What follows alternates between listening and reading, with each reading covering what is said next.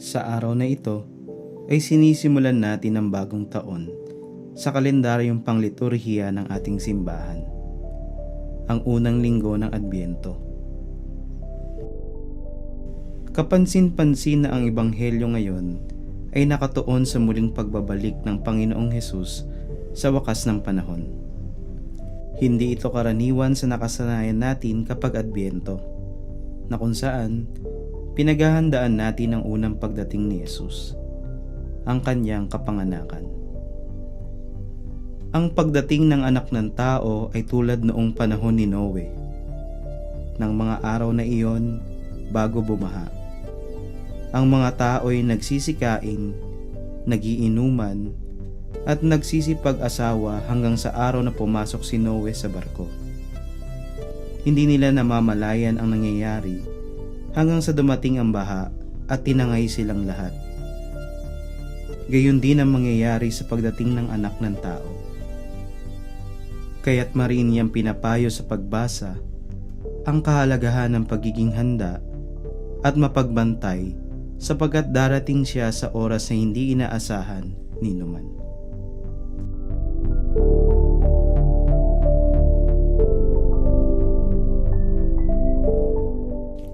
Sinasabi sa Katesismo ng Iglesia Katolika, ang pagdating ni Kristo sa kaluwalhatian ay nalalapit na kahit na sa atin ay di ipinagkaloob na malaman ang panahon at sandali na itinakda ng Ama sa kanyang kapangyarihan. Ang pagdating na ito na tinatawag na eskatolohoiko ay maaaring maganap sa anumang sandali.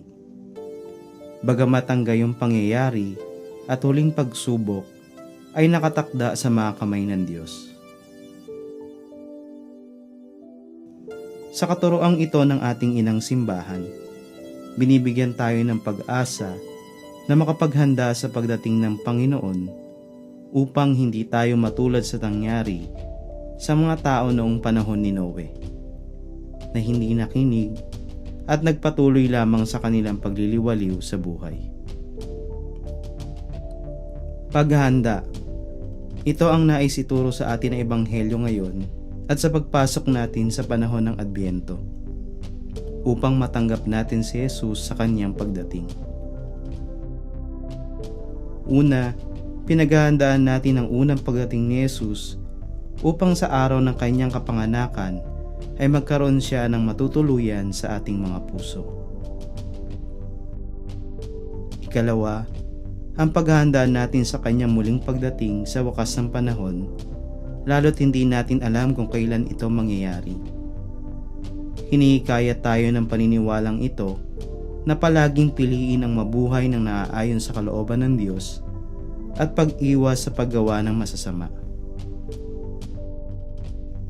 Ikatlo, pinaghahandaan natin ang regular o araw-araw na pagdating ni Jesus sa ating buhay. Kadalasan ang presensya niya ay ating nararamdaman sa mga taong pinadadala niya sa ating buhay.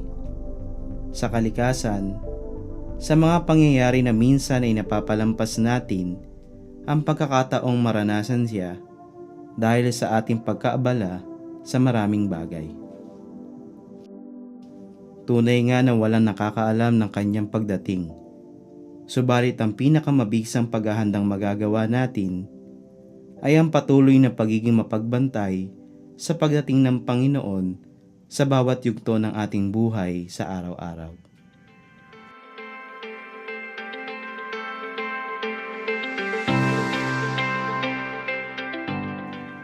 Ano-ano kaya ang maaari mong gawin upang manatili kang nakaantabay sa pagdating ni Jesus sa iyong pang-araw-araw na buhay? Una, sa regular na pakikiisa at pagtanggap sa mga sakramentong daluyan ng grasya ng Diyos, lalo ang banal na Eucharistia at sakramento ng pakikipagkasundo. Ikalawa, maging sensitibo sa presensya ng Panginoong Hesus sa bawat pangyayari sa ating buhay sa pamamagitan ng regular na pagninilay at pag-i-examine ng ating konsensya bago matapos ang araw. At ikatlo, magbigay ng pag-asa sa kapwa sa pamamagitan ng pakikiramay, pakikinig, at pakikisalamuha sa kapitbahayan.